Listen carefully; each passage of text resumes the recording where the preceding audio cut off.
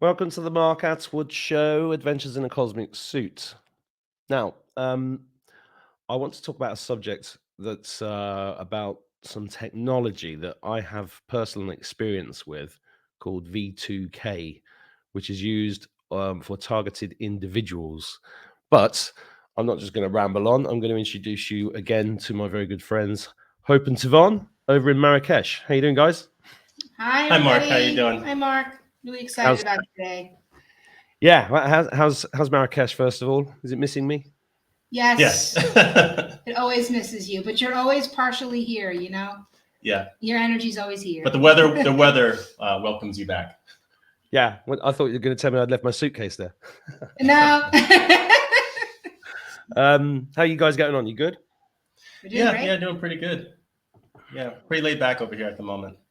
So you've been on my show a couple of times. You're doing amazing work. Most people watching this will have seen you because of the organized stuff that you make, but you also wrote an amazing, I'm just going to turn that beeping off, an amazing book. Do you want to hold it up for us? Forbidden Tech. I'm sure you got it there. Forbidden Tech. That's it. And, you know, you got, that's how I found you, Hope, Naima. Because I moved, just to explain to the audience, if you haven't seen these guys before, when I lived in Morocco, I was online one day and I saw a Facebook group in Morocco talking about Tesla free energy. And I was like, whoa, I got in touch. And it turns out these guys were up 6 hours north of where I was. So I ended up driving up there to see you guys putting together a Tesla free energy device and experimenting with that. And we just hit it off really well. You ended up moving down to Marrakesh. And the last few years, you've been churning out great information because you're amazing researchers, but also producing things like that on the back of my phone, which is Orgonite. And one of the conversations we had when we first met, do you remember how it went, Tivon? Because I can't remember if I brought it up or you brought it up, but it was about V2K because I'm ex-military, you're ex-military. Yes. Yeah. And then I think you started telling me about being a TI, and then it went from there, didn't it? Yes, I can't remember if it was around what we were planning on building at the time with the Orgonite, and the direction why, and then I shared a little bit with you, and then you shared with me your experience. I can't remember if it was at a restaurant or have you at the time, but yeah, I mean that's how we basically became brothers talking about this particular thing. Yeah, because I didn't know what it was, you know, because Yeah. this, just to explain to the viewers, one day I'm in my kitchen chopping vegetables, and then there's a voice in my head telling me to do something I'm not going to repeat here that made me drop my knife and run outside going, what was that? Who was that? What was that? Well, that wasn't me. And it was such a freaky experience. And, you know, and I kept it to myself because it was such a freaky experience until I met you and you started telling me about your experiences. Yes. Yeah. Yeah. And, you know, do you want to tell the viewers what your experiences were? Yeah, sure. Well, first, we did a testimonial, me and Naima. She interviewed me in 2017, and it's still on our Real Speaks YouTube channel. It's the very first video we did talking about the testimony under electronic harassment. So that's still there as reference material. But in general, I became aware of I was targeted electronically back in 2014. 2013, 2014. That's the same year as me. Wow. Popular year for that then. A lot was seen with people, that a lot was going on in that year. But that it happened when I was going through a crisis in my life. I was by myself, trying to bring myself back together. I have never haven't done any drugs. I seldomly drank, a social drinker. No smoking or anything like that. I was trying to get back in shape, try to put my life in a different direction, what I wanted to do with myself. And then this attack started.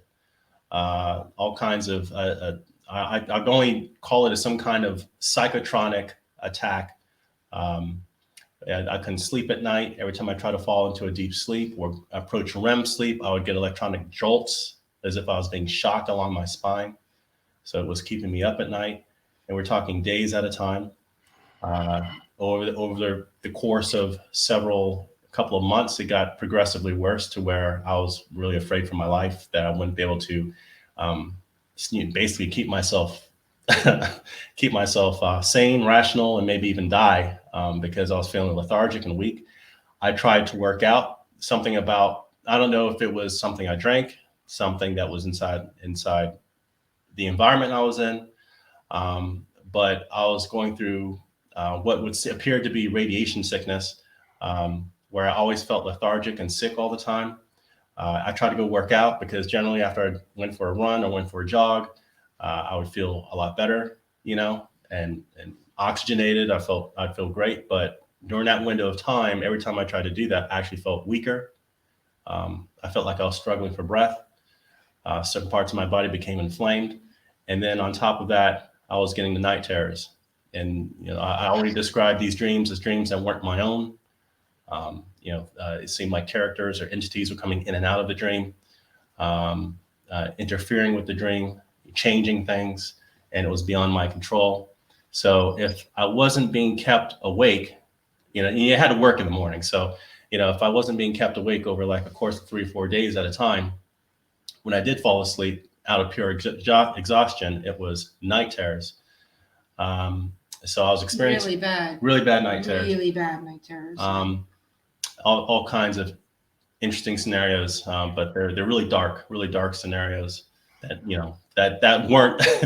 I'm an optimistic person, you know. I don't watch horror movies. You know, I'm not into that kind of thing. Me neither. You know, so this was very out of my normal life.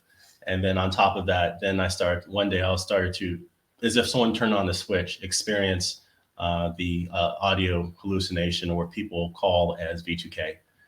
And then I started to really try to get to the bottom of what was happening, what was going online, and try to research this. And in 2013, 2014, there was virtually nothing about this as far as a remedy.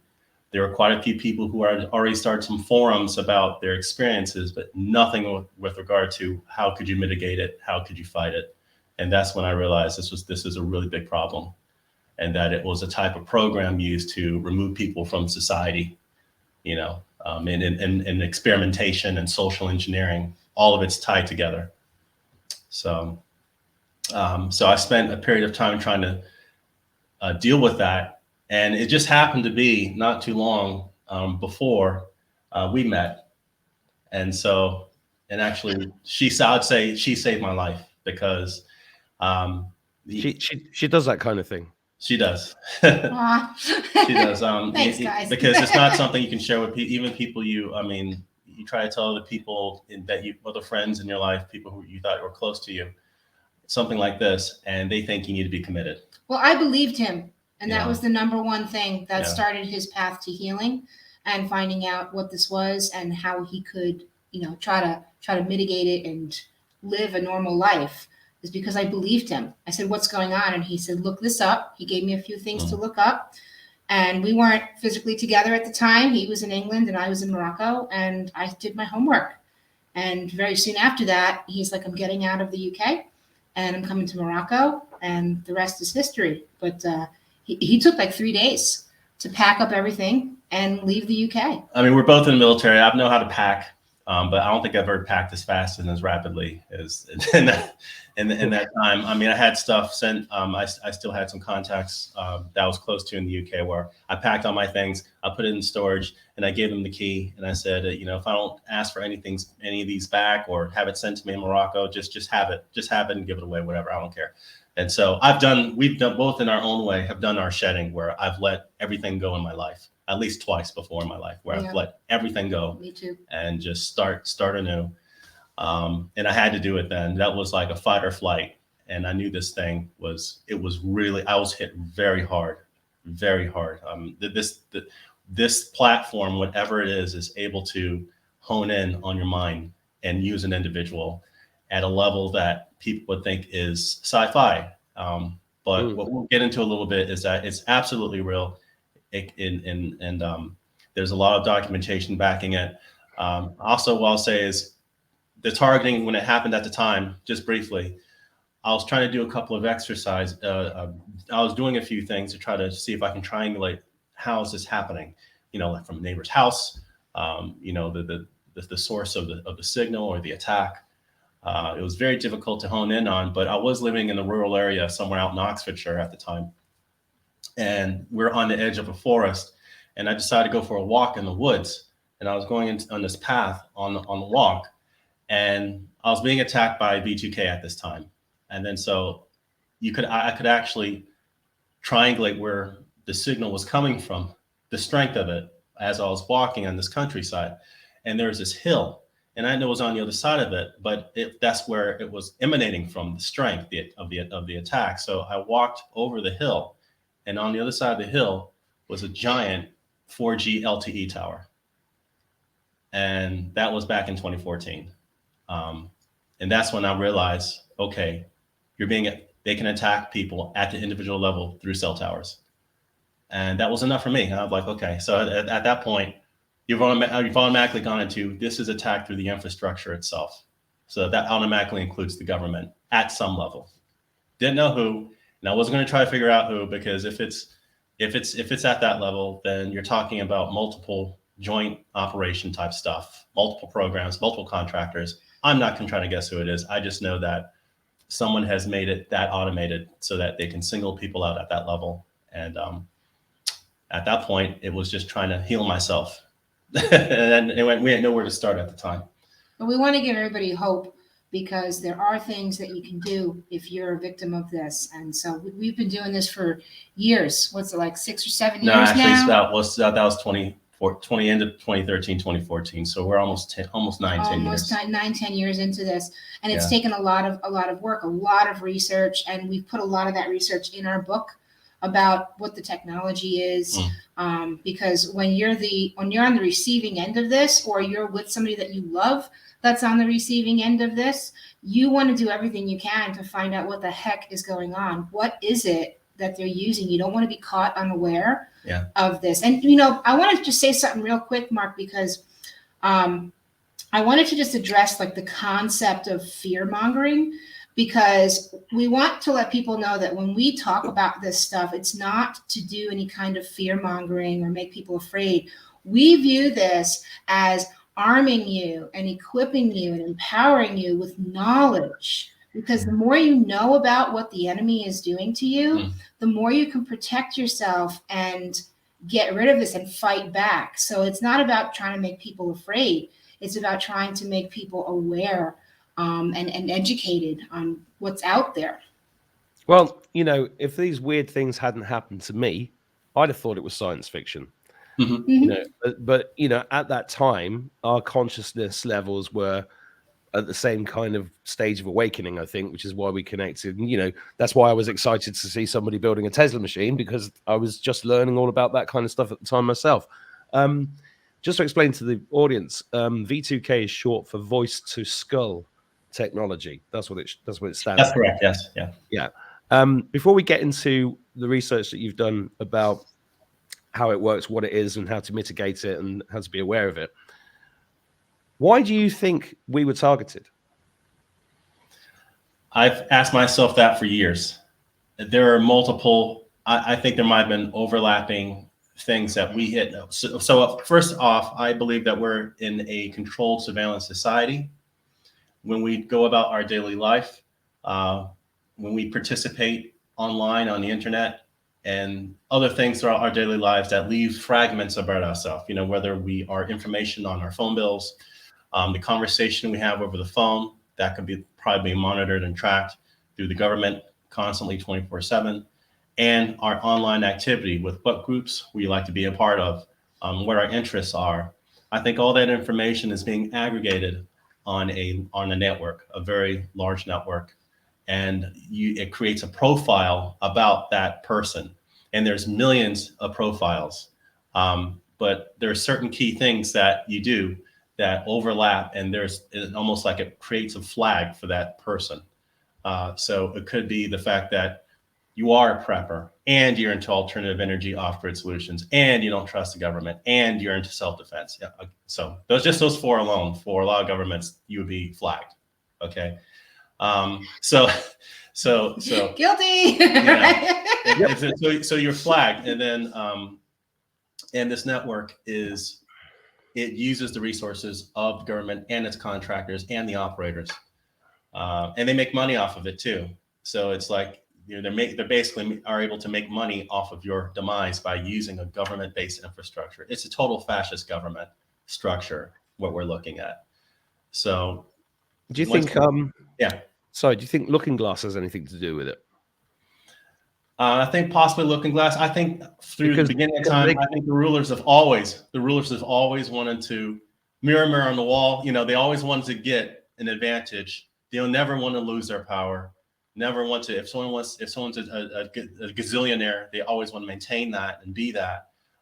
They never want real competition, innovation, anything to uproot that, like a David and Goliath scenario. They never want anything like that. So I wouldn't be surprised, Mark. I think there probably is a looking glass thing where there's attempts to try to, if they can't control the future, or they like to, or maybe they feel they can control the future if they can control the present. And you know, if they always have advantage on the technology, which is why I believe this is a kind of thing they'll always be silent about, or they'll write papers because they need to for the development of it, but they never say they have it. They'll say that it's 50 years in the future. It's not 5G, it's 6G. They want you looking to the future, not what they can do in the moment right now. Is Looking Glass connected to remote viewing? Well, Looking Glass is time travel technology. And apparently it was Project Looking Glass. I think Kerry Cassidy is the first one that covered it in something like 2008 in a brilliant interview with an insider. I can't remember his name. But there's a lot of talk about Looking Glass not working after 2012. But the data, I've always long suspected. Well, I've always known that I was targeted from as a child. You know, when I started this channel, when I met you, my earliest memory has been these demons coming to me and trying to recruit me and talk me into working with them. Yes. And as a 3-year-old, and I was going, no, go away. You know, so it's been non-stop for nearly 54 years for me. Yeah. And it comes at you in different ways. Now, for people watching this, you said you've got to know who the enemy is. Who do you think the enemy is? I think I know who it is, but I'd just like to hear your version. Because it's not, you know when you say it's like working across different departments. We're not saying, I don't think you're saying it, and I'm certainly not, that the military, the guys that we know in the uniforms out there are doing this. I think it's another expression of the cabal. And, right. And who runs the cabal? Right. You know, that's the question. Okay. Yeah. Okay. So, what I mean by that is, we used to work in the military. I was in the military. I had my job, but I certainly wasn't in with this program and knew what was going on. Even though I was running fiber cables and maintaining networks. So I think what's happened is you have people who are working their normal job, and at some level, they are working in these departments. They are working as contractors.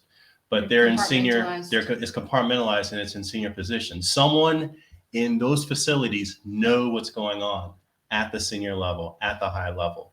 And I believe these people are Luciferians, but they aren't, but they're Luciferians and they're executive in a contractor role that has top secret clearance in the base, that are maintaining maybe multiple surveillance programs, but you don't know that. You only can see the fruit of the work.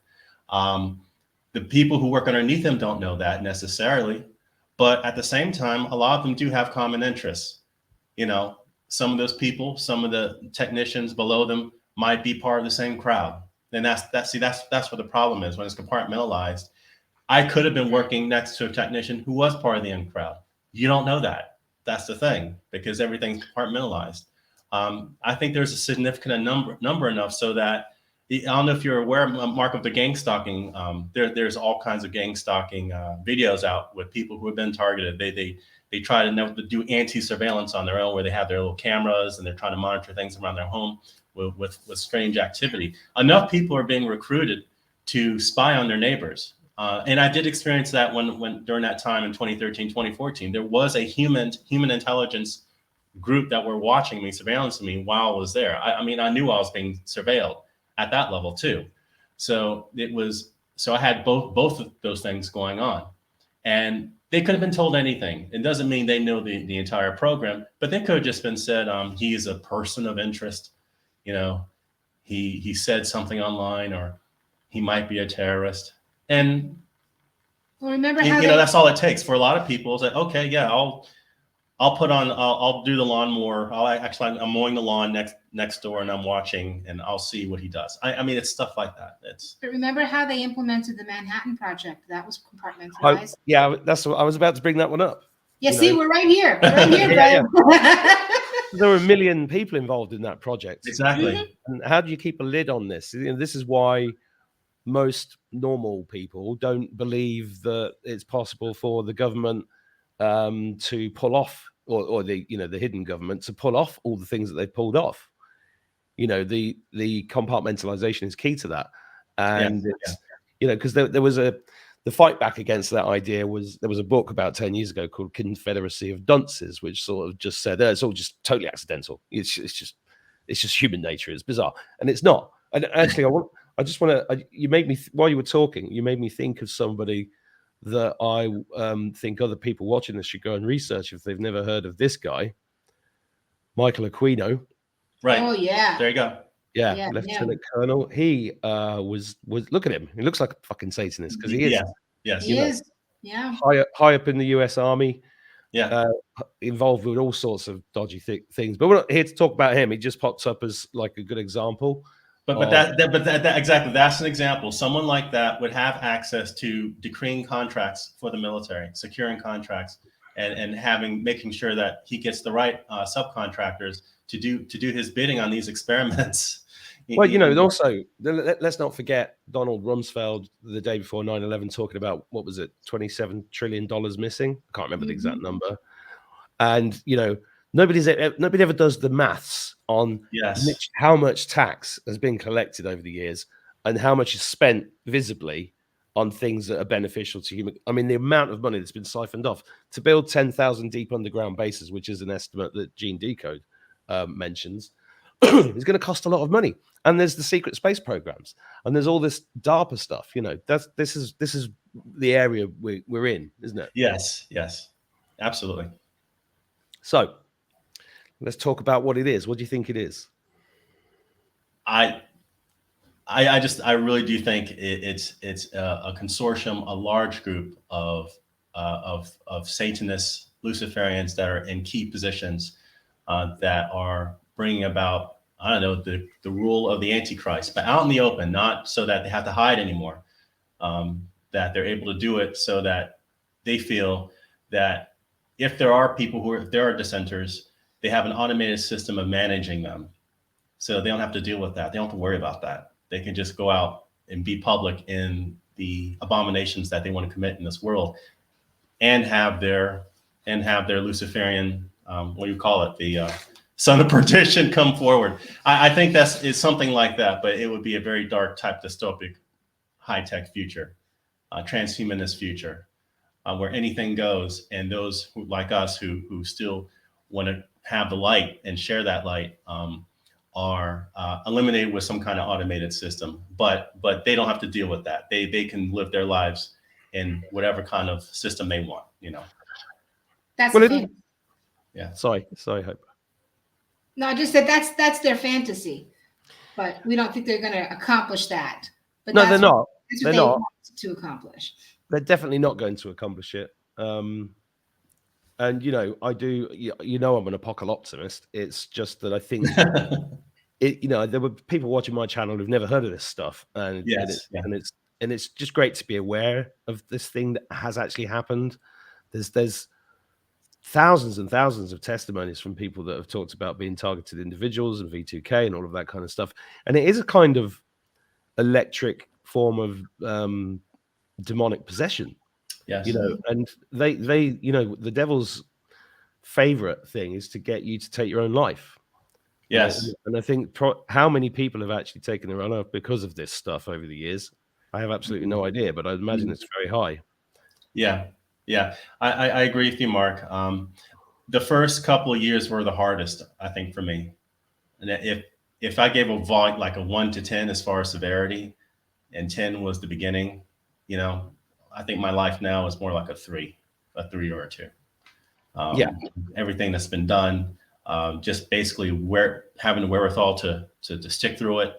A lot of the stuff comes down to a spiritual and mental toughness that you form over the years also. But when you hit with this stuff, and the way that they hit you so hard, you're hit so hard with these attacks that you can tell it's like they want you to commit suicide within weeks. It's really, really bad. And so for your audience also, the enemy that these people that we're talking about who at the higher levels know exactly what they're doing with weaponizing these the infrastructure around everyone. They definitely want to they combine the demonic. They because they're Luciferians, they do combine the demonic with the satanic ritual abuse and the technology. I don't believe they see a schism, a separation between the two. They use everything that's available, everything that they gathered, and put it into this one thing, where we've been raised in the society to think that, you know, your spiritual self is over here, the technology is over here, there's no overlap. You know, Tivon, it must be a demonic possession. It must be a demonic attack. And I'm saying it's all the above. You'll be hit with all the above. It's real persecution. You're being hit. And you know, they hit you with the technology. What riding on that technology is a demonic attack. It's Yeah, and it works on the quantum level, which we're going to like define in a little bit to really spell that out so we can understand how it works. And I just as a little bit of a side note, like we're focusing on the electronic harassment and the V2K for this conversation, but I've been through another set of targeting done by, I haven't had V2K or electronic harassment, although I am very sensitive to EMFs, so that was definitely part of my experience.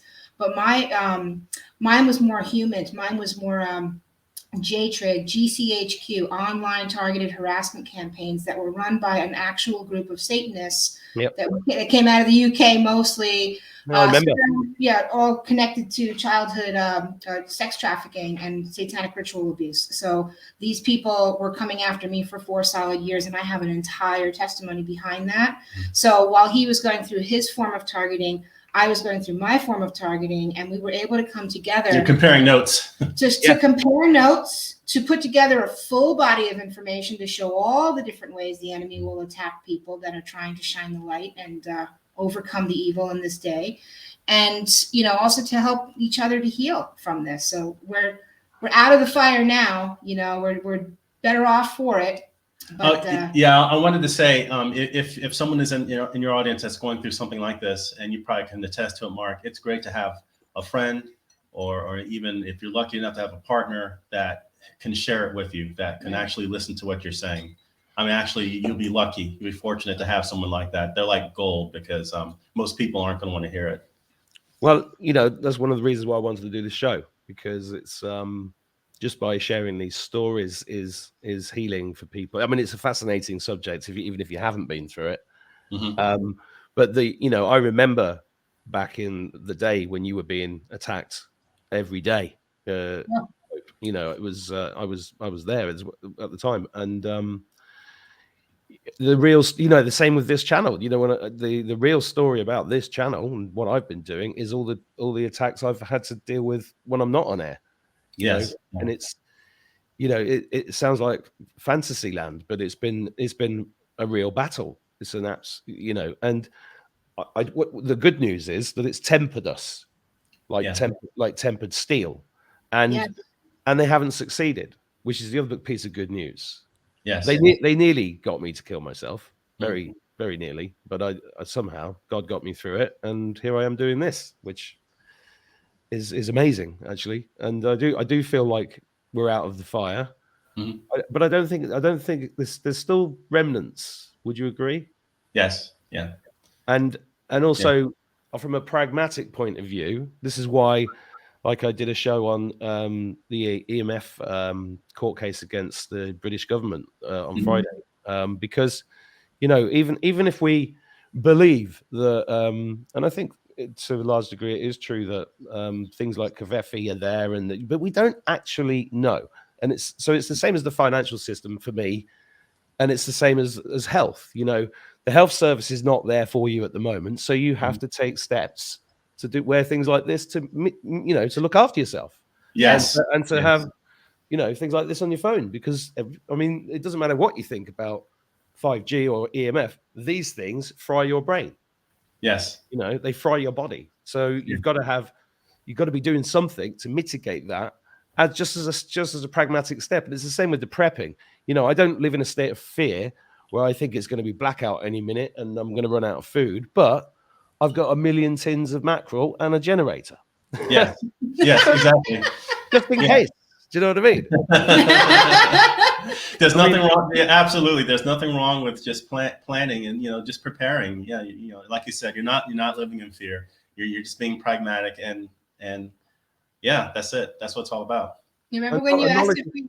Sorry. Remember when you asked if we had any toiletries, and I said we're preppers. We have 5 years worth of toiletries.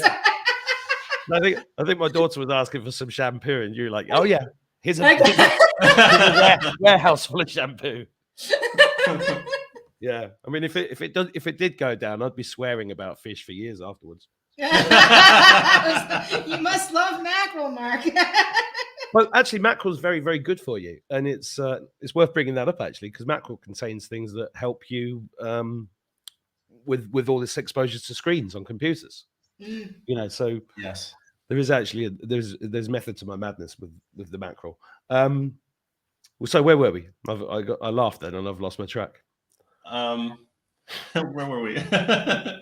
I think we're talking about how just these experiences have brought us together, and how it's good to be able to share this. And there still is a little bit of residue that from the targeting. It's there, and I still from time to time I know that if I get a dream, certain dreams I get sometimes, I'm like, okay, these guys or whatever, but it's not like before. It really isn't. And I'm not sure what new armor was built around this whole thing, but it's not like it was before. It doesn't impact me nearly as much as before. The precautions that we were just talking about with the good diet, and these things that you have on you, like I got this, these bracelets, things like that.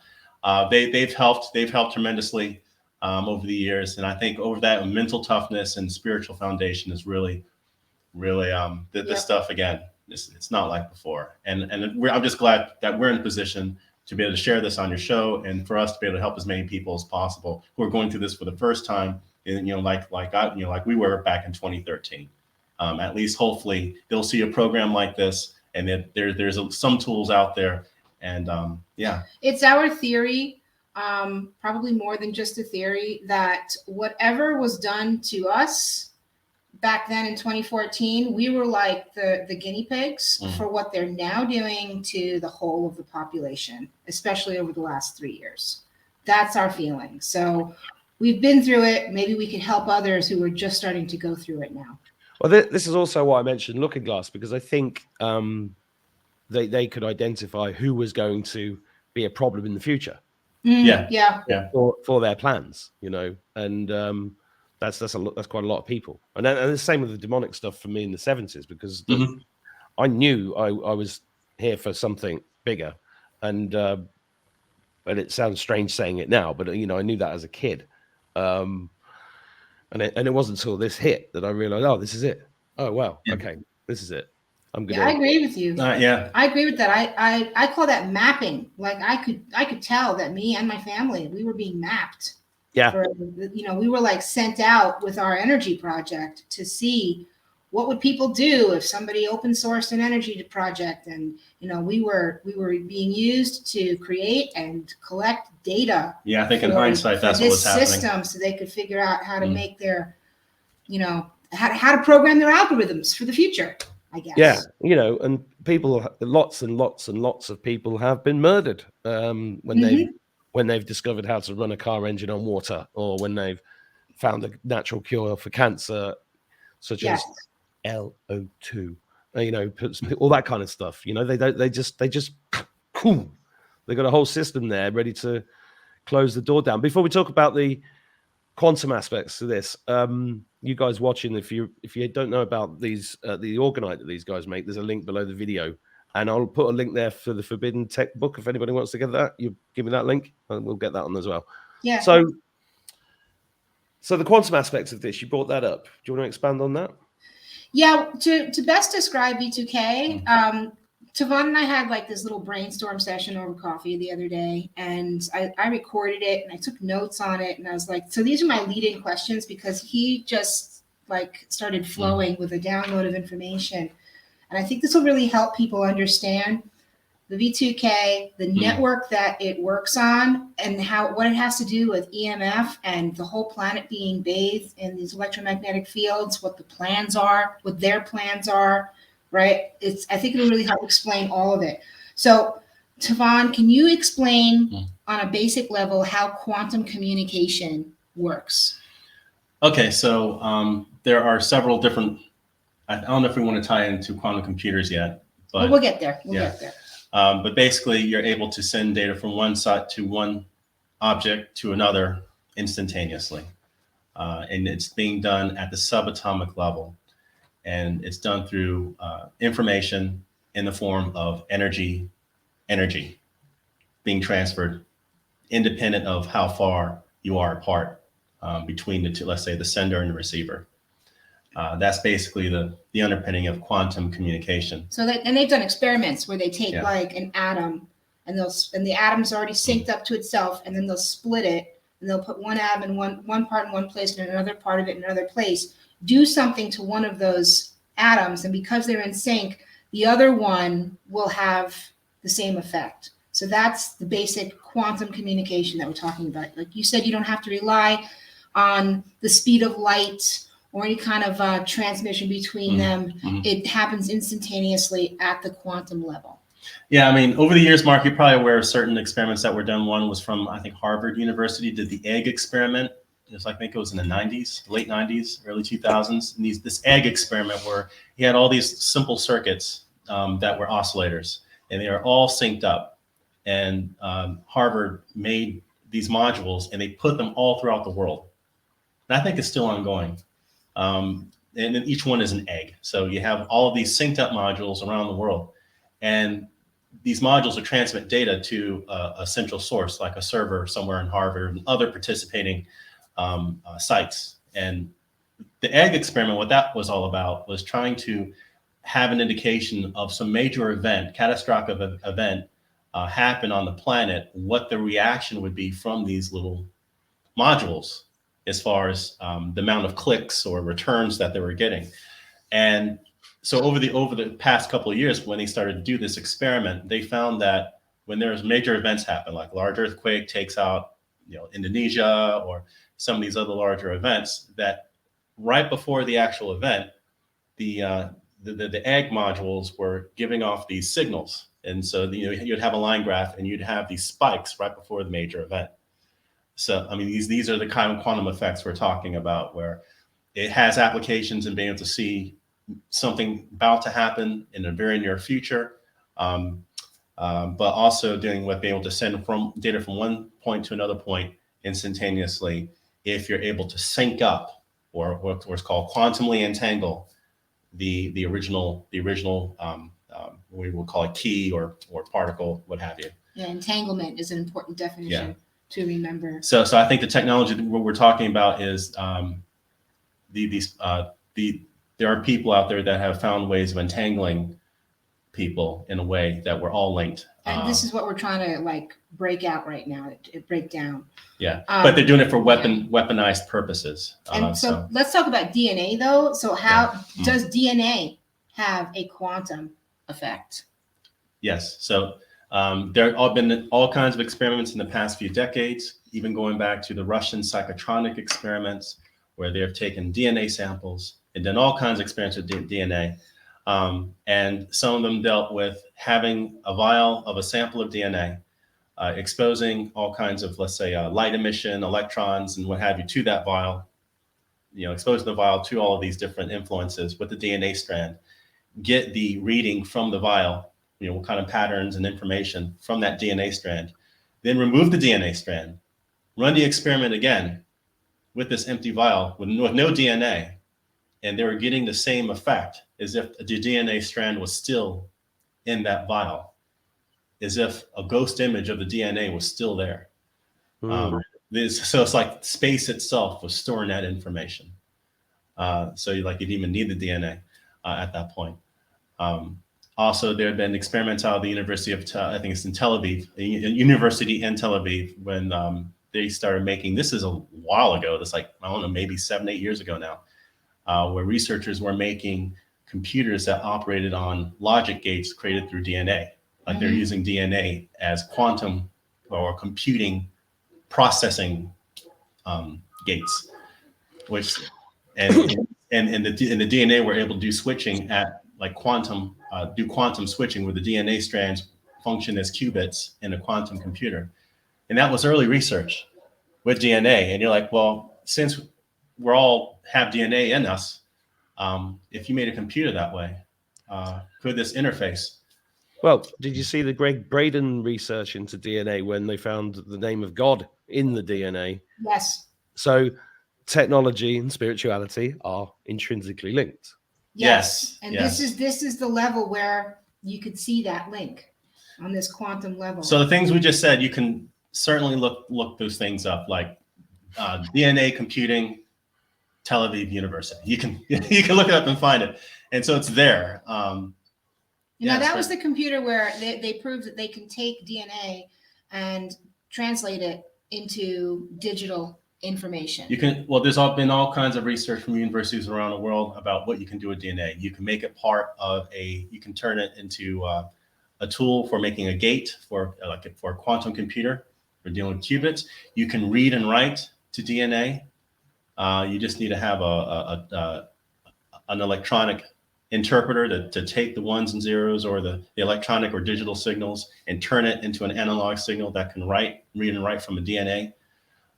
There's research dealing with that we'll probably talk about that. Yeah, and because this is leading up to how the V2K works, because you can talk about the unique signature frequency that each person has from their DNA.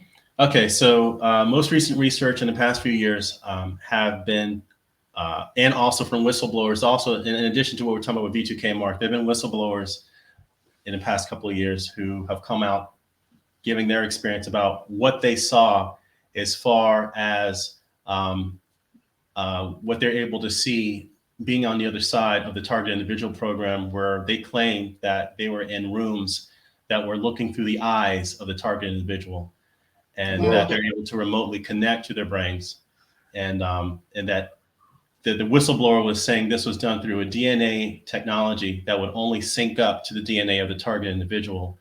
But he didn't know the how, because the how, that's when it starts, that was the top secret part, is the how. But if you look at these research papers and how DNA and its quantum effects, the how would have to include a quantum component. And he also explained how the DNA, once your DNA is taken, or once they have it, they're able to take the DNA and break it into a series of frequencies that define what that DNA is. Well, they've got everybody's DNA, haven't they? Yes. Yes. And it's not just through the recent things in the past 2 or 3 years. You could have been in like, for me, I was in the Gallon Club. I was donating blood all the time at one point. Well, also, when you're born, they take blood from babies, don't they? That too. And this is why they're collecting everybody's DNA. Because there's always been a push for collecting people's DNA over the decades.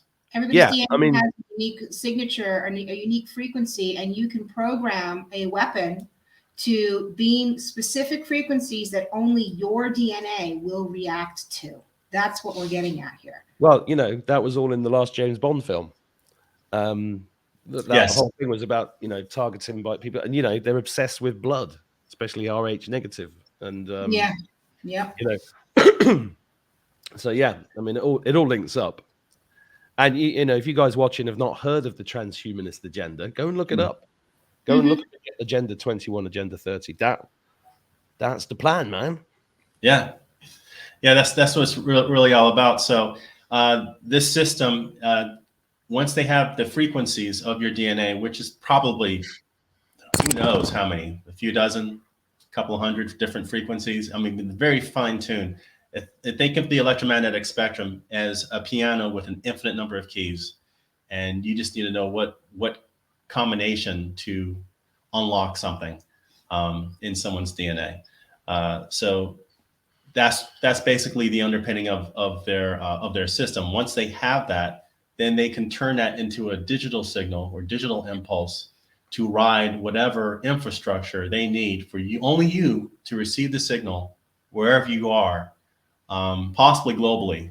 I think it's pretty much globally, but if they can hone in on where you are, like what country you're in, what city you're in, or what county you're in, even more so, you could feel it a lot more intensely than if they had no idea where you were at all, you know? And a lot of this stuff, like when Tivon was describing to me how this stuff works on this quantum level, he said, you know, if you didn't understand the quantum science and the experiments that were done, this would sound like voodoo. Yeah. You know, taking a piece of somebody and manipulating them remotely, bringing it to, and manipulating them remotely, but it's not. It's actual science, and this is what they're able to do. And we're going to show. We just put together like 3 slides because we wanted to show people. There was this video that was just put on our desk recently because a lot of people are talking about this right now, as far as the targeted individual program, the V2K, and the science behind it. So what you're going to see is a collection of all of these top people that are giving lectures, things like TED Talks and universities and things, and they're top in their field scientists, and they're bragging about how far their technology has come. And so we wrote down the names so that you can see the reference of like how you know, is this real? Are we making this up? Who's that arsehole that calls us hackable animals? Oh, the Harari. Harari. Oh God, yeah, he's awful. He's a piece of work. He's awful. He's Satan's little helper. Yeah. Yep. Yeah. So how do I share screen? So you go to present, the button at the bottom in the middle. Okay, got it. Thanks. Then share screen. If it's slides, you can go to slides or. Yeah, it's nuts. The technology is way ahead than what we think it is. Yeah, and that's why it's dangerous when if you hear, especially from mainstream, if they talk about this new technology or innovation, but you won't see it for another 50 years. It's like to get your mind used to just always looking to the future instead of what's happening now. Well, I do find it interesting that, you know, Ant-Man 3 is about to come out. It's called Quantum Mania, and you know they've just done all these multiverse movies in Marvel and the DC world. Yeah, good point. I think that's white hat stuff, because I think that they're trying to get everybody's awareness of this stuff through popular culture so that when they do drop it, then people aren't like, what the fuck's that? Yeah, at least some people will understand what's going on. They have some idea. Yeah. Okay, so I'll add this to the stream now. Here you go. Great. So I'll have Tivon just walk us through a couple slides here. Okay, so again, this is Voice to Skull, a hive mind and behavior information technology. So we're talking about this 30-minute video. We highly encourage the audience to look at it after the show, because this is basically a compilation of different talks that a lot of these, either they're a CEO or they are a developer of the actual technology, or it's a whistleblower talking about what they experienced years in advance. But the first two, they're mainly using it to try to pander to either support, maybe government contract, or maybe pitch to Silicon Valley or people who follow that kind of stuff as to how brilliant this technology is going to be when you're able to upload your brain to the internet. Okay, that's just spoiler alert. That's how they're going to try to say that that's such a great thing to be able to do. All right. They really romanticize it. Right? Yeah. When you look at the video, you hear them literally frothing about how amazing this is. Oh, they love the sales pitch, don't they? Yeah, they really did, because you know these contracts are very lucrative. They're of course, you Silicon Valley, you get a government and DARPA contract. That's for them. They see it as being set.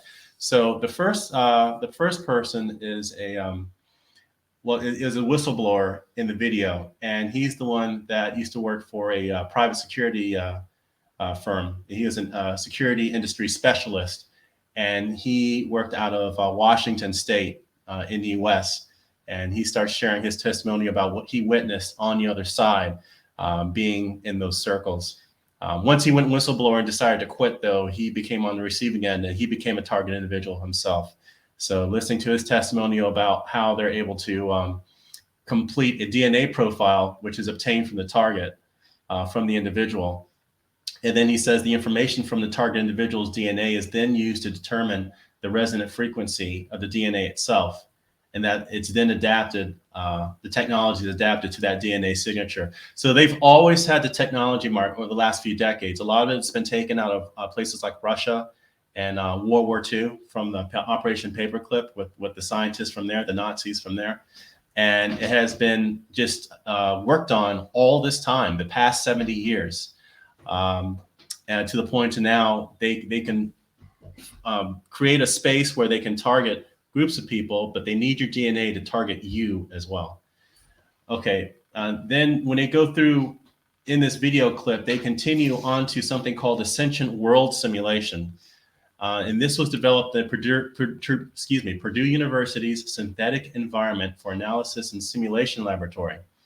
It's a DoD-funded operation, and its main customers are Eli Lilly and Lockheed Martin, among other private sector clients.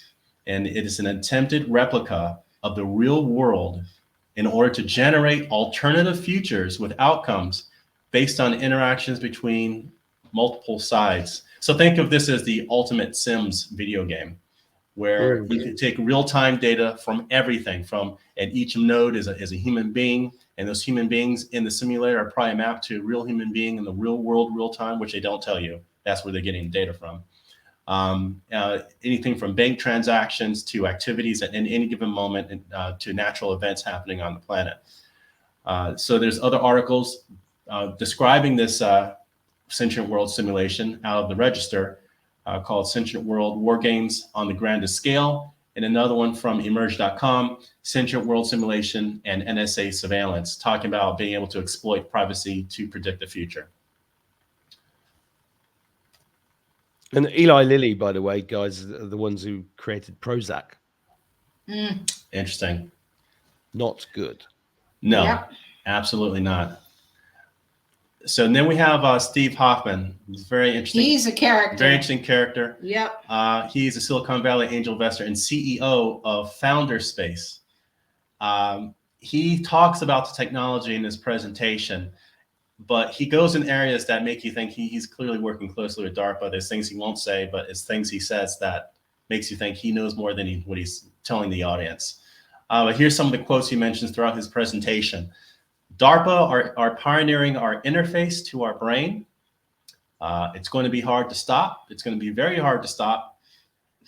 Technology startups and military are developing new ways of measuring and communicating with the brain directly. So this is obviously remote, right? Because no one's going to allow that happen physically. If our brains are connected to the internet, our bodies become less important. He says that during the presentation as well. He poses these possibilities. You know, if you're able to interact to the internet to such high degree in a VR environment that's very real to you, and you're doing all of this, communicating to people, he talks about a future where you're able to talk to your friend just through your thoughts on this cloud network. So you don't really need to be in your body, because it would be so cool to interact with your friends and look through their eyes. And you're like, and I'm thinking to myself as I'm listening to this, I don't think anyone wants to hop in my brain.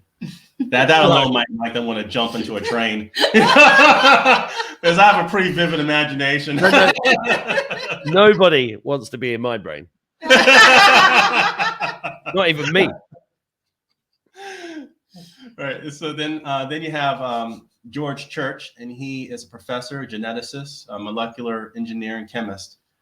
And he did a presentation called Brain Research Through Advancing Innovative Neurotechnologies, or called BRAIN for short. The Brain Activity Map Project in the Challenge of Functional Connectomics. So this is a huge project, Mark, that's been funded year after year, where they are taking all the best data they can and model a simulated human brain with a lot of computers behind it.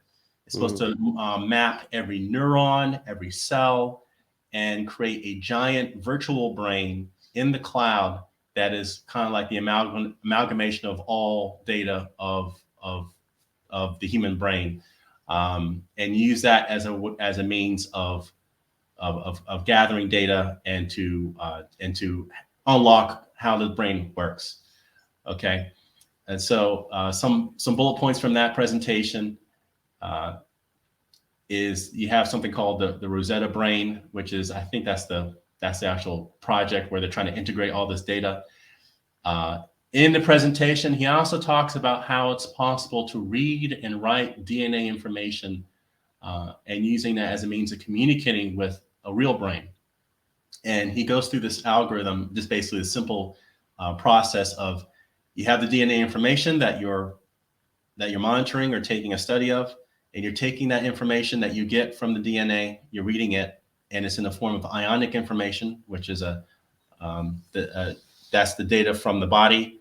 And then you're taking that information, you turn it into computer information, and you can do that, and you can go vice versa to do read and write instructions to your brain via DNA interaction. So basically, these people are working to create ways of creating an interpreter, like you would on a computer, that reads from Java code to your computer and then back again. They're trying to do the same thing with the brain, to be able to remotely interact with the brain through creating this interpreter that reads the information. Whoa. Where is this video, by the way? It's on BitChute and it's also on YouTube. I sent you the link, so you can, you can put it on the bottom of this so people can check it out. It's like a 20 or 30-minute video. That's really well done. It's got a lot of all of this all together, put together really well. The reason why we cited it, because it really does quickly tie in, how does this relate to the Target Individual program and any other program dealing with the social engineering of people in a society. Yeah, it's all hidden in plain sight. Yep. Yeah. Yes. Exactly. They're not hiding it. They're not hiding the information. They know most people don't have, unless they're working in that field, they're not going to go to a TED Talk. They're not going to go to a Silicon Valley meeting with a billionaire CEO talking about how we're going to hook you up to the cloud. You know, you just have to know where to look. Yeah, exactly. Okay, so then we have the infamous World Economic Forum. Don't you love them? I love WEF. But I mean, the hits keep on coming with them. You should see the Klaus Schwab meme I did this morning. Anyway, carry on. I did. I loved it. I'll show you later. The hits keep on coming with them. Yeah. It's like, I think they like being everyone's villain. So they had a presentation called the Machine Intelligence and Cortical Networks, from Cortical Networks, called Microns, where they, again, upload brain simulations to the internet cloud. They're all about taking data they aggregate from people, probably covertly, and turning it into a simulation into the cloud that can be studied. You have the Scientific American. The U.S. government launches $100 million Apollo project of the brain. So again, and I think that a lot of these were launched at least way before 2020. I mean, we're talking like some of them were 2009, some 2014.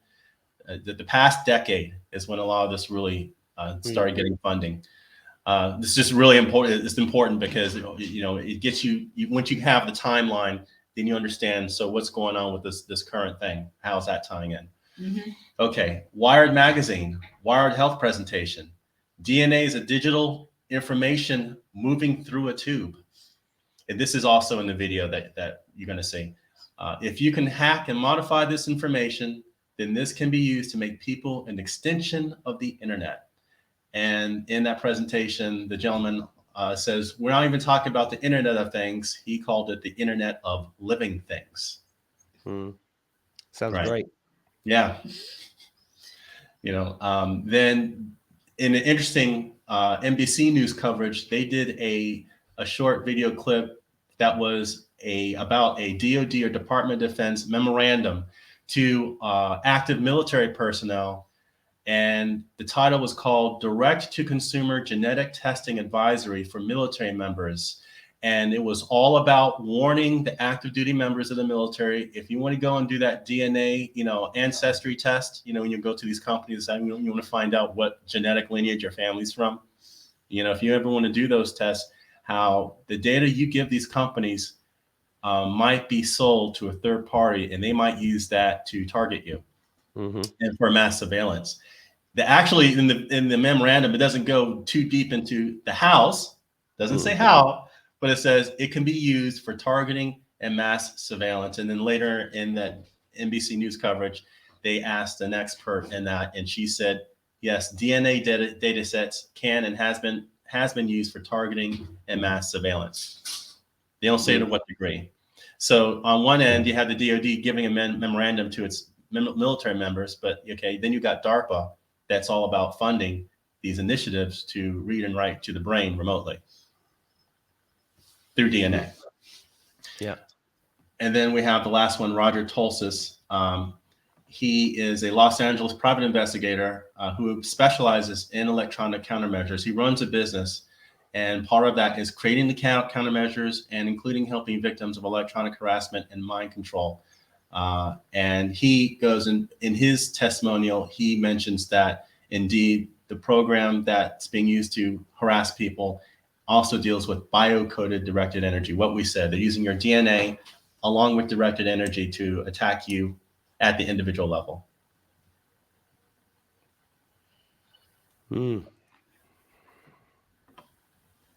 Okay.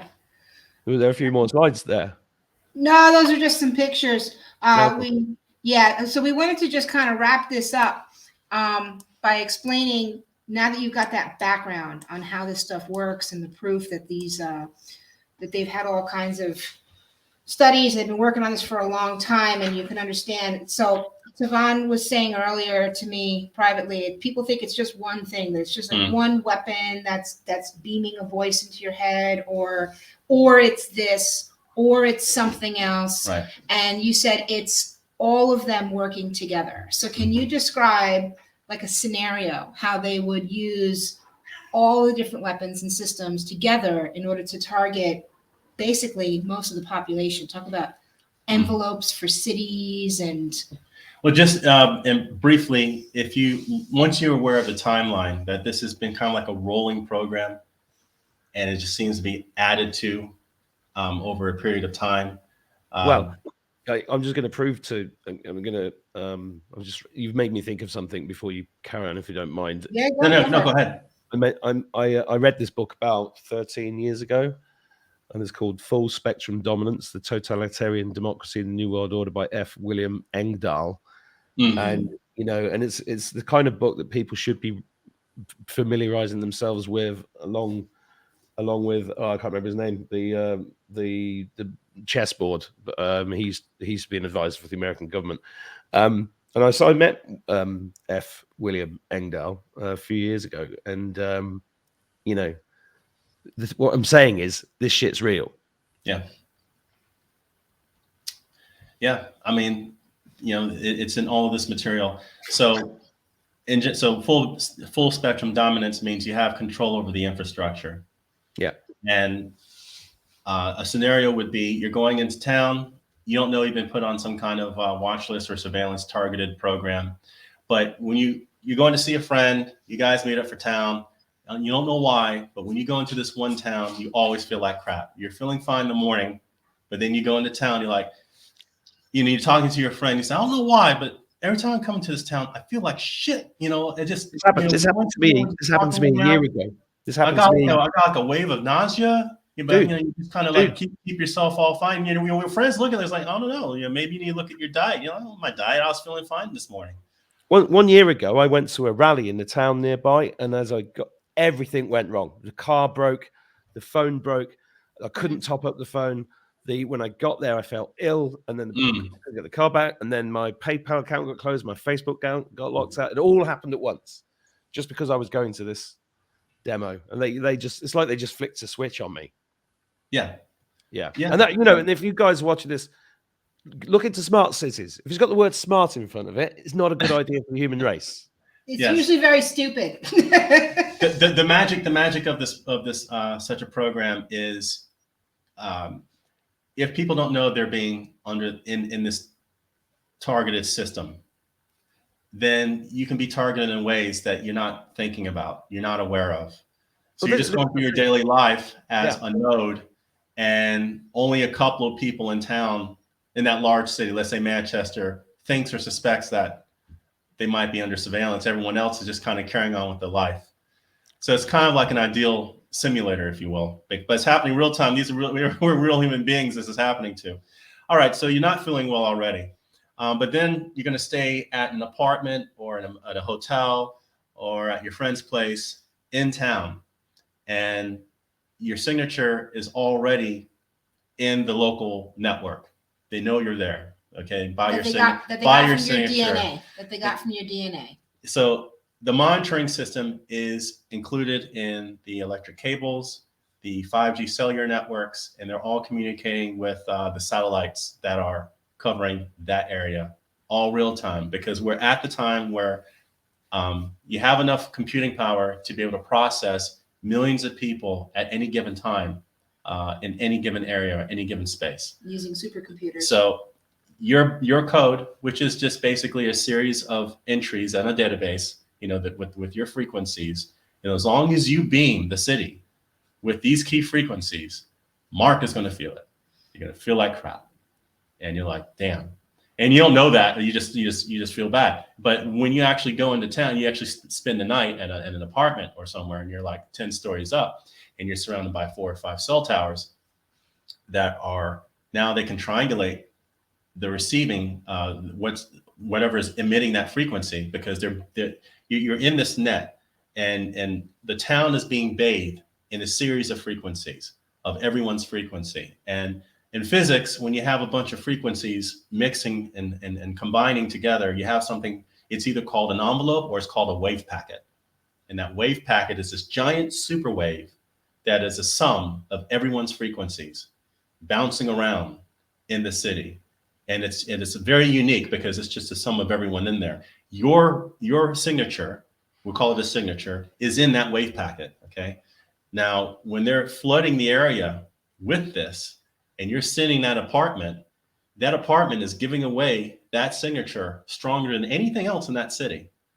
If you got 5G and with beamforming technology, you can tune those beams to that thing that's in there. That's the best antenna for those frequencies. That's Mark Attwood, and it's you in that apartment. Only you feel it. So now you feel even sicker when you're in the apartment.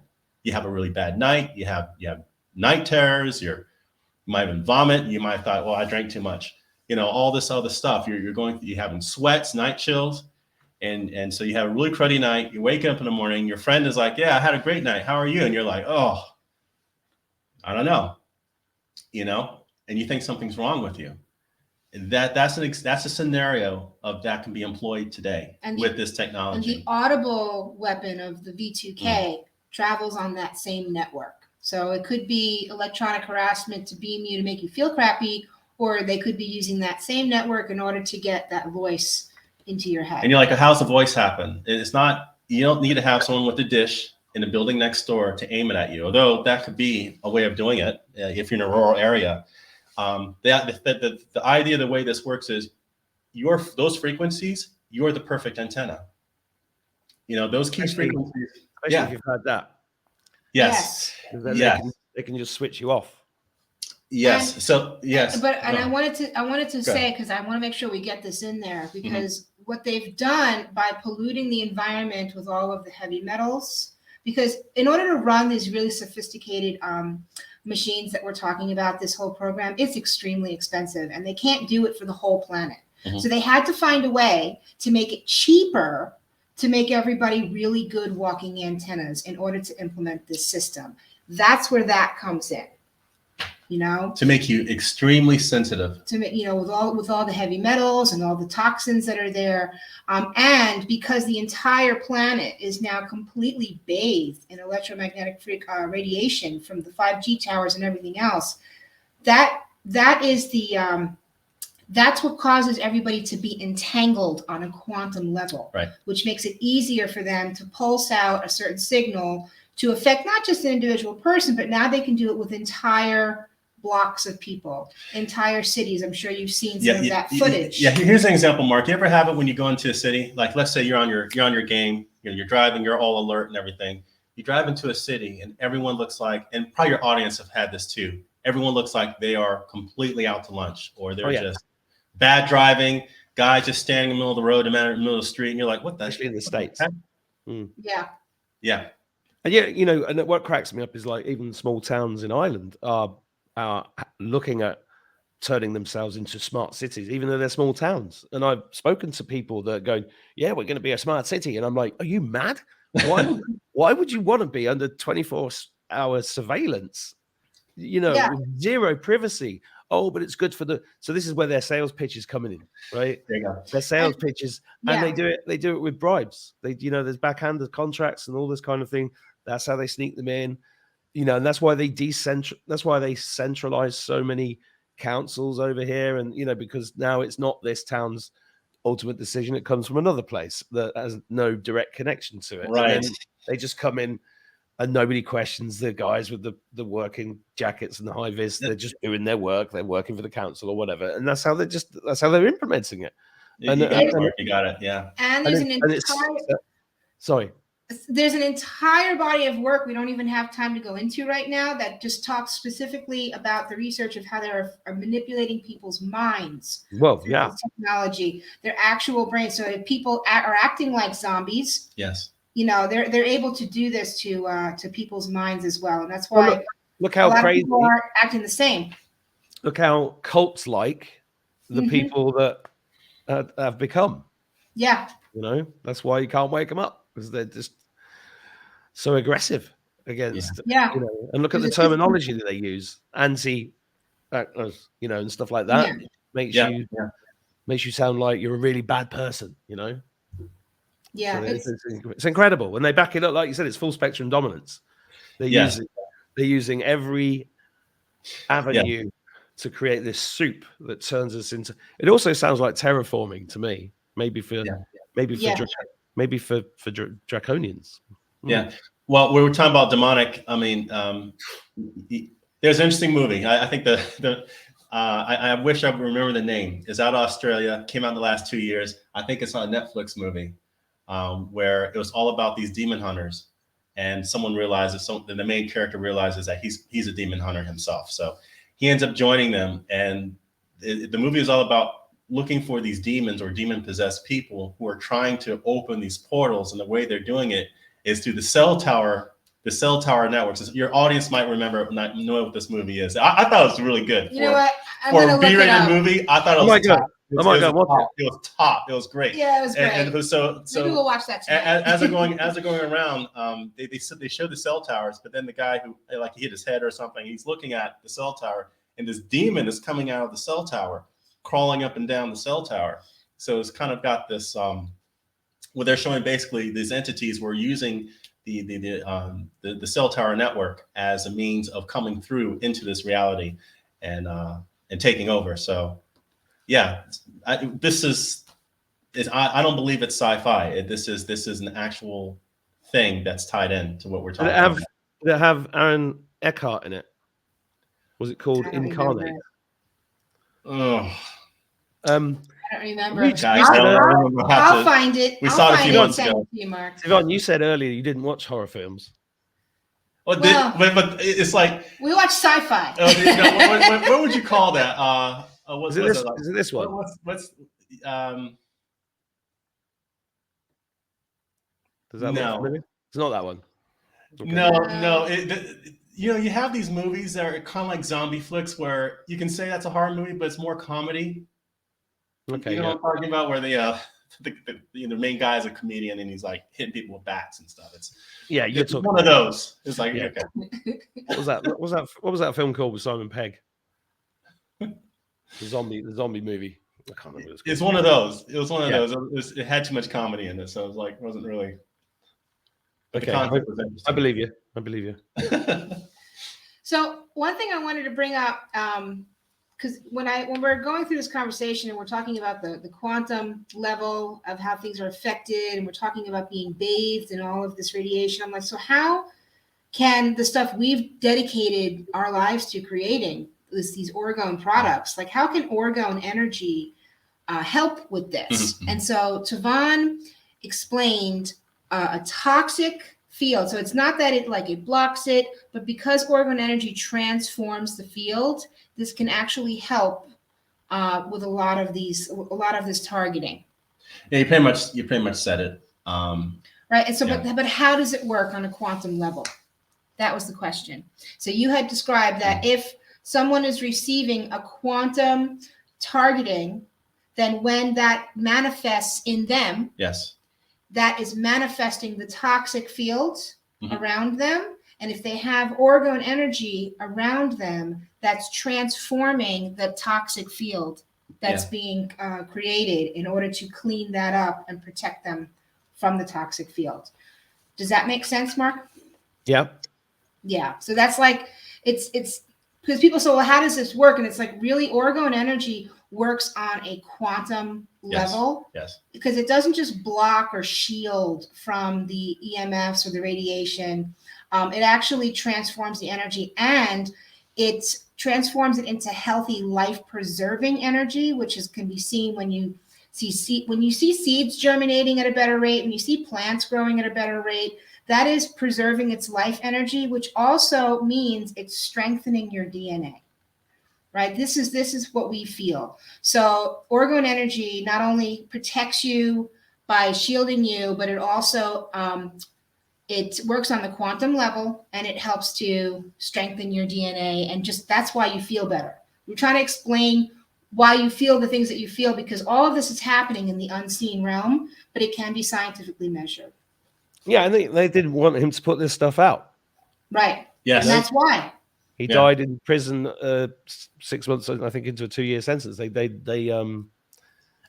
if you go and search Dr. Wilhelm Reich on Google, you'll see loads of crazy stuff, propaganda against him. Which, yes.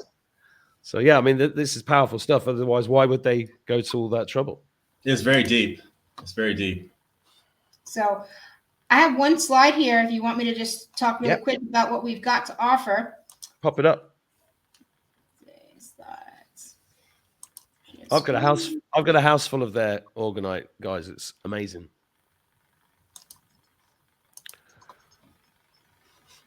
Okay. So we basically take the same composite and we make it into all these different shapes for different purposes and uses. So this is all orgonite. It's made with quartz, iron oxide, crystal, steel powders, and shungite, all blended into an epoxy resin made by hand by us here in Marrakesh, Morocco. And that it creates a passive piezoelectric field of orgone energy, which is what you need to transform those harmful EMFs in the environment. People ask us if we need to charge them in the sun or charge them in the moon, or if you need to replace it if it wears off. The answer is no, you don't need to charge these. They have a continuous passive field that they emanate the entire time. So you don't need to charge them. They will never run out. We have sleeping pods, which are great for a good night's sleep. That completely cured me of my insomnia. You can put them in the bed next to you or put them next to you on the night table. We also make charge plates for use around the home. People like to use them to preserve their food. They definitely help me to preserve, like my lettuce, for example, lasts like a month. Yeah, I've got one in the drawer of my fridge after our last chat, and nothing's gone off. Yeah, that's great stuff. That's great stuff. You can also use it to charge water, to structure the water. So you just place a pitcher of water on top of it, or some people have those big filters that they like to use. You can put the whole filter on top of the charge plate, and that helps to structure the water, which makes it much healthier for you to help clean your body when you drink it. We have the cell phone chargers that Mark was holding up on his phone over there. So we have the cell phone shields. Sorry, not chargers. Yeah, there you go. So the shields, they stick on any phone, any size phone. Yeah. Then we also have the pendants for personal EMF protection that you wear on your body. You wear it close proximity to your body. That with the sleeping pod is great for a good night's sleep. We found that the combination of that, again, helped with our insomnia, the while suffering from it, really got rid of that, which is very important, especially if you're a TI. Then we have the pyramids and the garden sets for gridding your home property and garden for EMF protection on a large scale, because these fields also affect your plants and your seeds from germinating, if you're trying to grow a garden, especially if you're close to the city. And your animals and your pets and everybody that lives around. In fact, your animals, if you have cats, if you have dogs, but I mean, the cats, when you're in your home and roaming around, you find that they might end up sleeping on top of some of your pieces. We found that with some of our pets as well. And then you have the tiles, and the tiles are great for incorporating into building projects. So what's great about these tiles is they're shatterproof. You know, if you drop one, they're not going to break. You can put it like to line on your bed or on your wall. If you're building a room, like let's say a meditation room or a prayer closet of some kind, you can scatter these on the walls of the room that you're building, and it just ends up organizing that space. Yeah. Mark, you were muted. Were you talking about your cat by any chance? I was, yeah. The she sleeps on the plate all the time. Oh, that's great. Okay. Yeah. Yeah. Our cat, when we're in the bed and we have the sleeping pod underneath the duvet cover, so you know the cat doesn't know where it's at, but the cat always finds the best place to fall and sleep, and it's always on top of that sleeping pod. Yep, they can feel the energy and they migrate towards it, so that tells you something. So anyway, yeah, go to the link. That's Mark's link. Mark's the one that helped us set up this business, and we have him to thank. So thank you, brother, for all of your inspiration in our lives, and we're just happy to be able to get this out to as many people as possible. Yes. Well, you know, same here. That's what, you know, I talk about it all the time. It's just very, very important, and you know, you guys do an amazing job, and it's my pleasure to get it out there, and you guys just get some. But and also go and do some research, guys. You know, we've talked about a lot of things here, and I'll put a link. If you send me all the links for the book, the video that we talked about, the links underneath the video in this video will be all contained there, so you can just go and click those at your leisure. But it is worth working. It is. If you've not heard of this stuff before, go and do the research. I mean, we've been at it a long time, and I think you did a great job there of condensing a lot of information in 1 hour 20 minutes. So thank you very much. Thank you very much for doing that. It's great. It was great to see you. Anything you want to add before we depart? No, I think we said everything we need to get out there, you know, for your audience, and we just want to thanks again for having the opportunity. Yeah, we appreciate you, and we appreciate your audience as well. We've gotten a lot of really beautiful letters from a lot of your folks, and we just wanted to say a heartfelt thank you, and we love you for all the work that you do, Mark. So. Well, thank you very much. We're just still doing our best, aren't we? But that's right. that's all for this episode. Thanks, guys, and thanks, guys, for watching. Take care.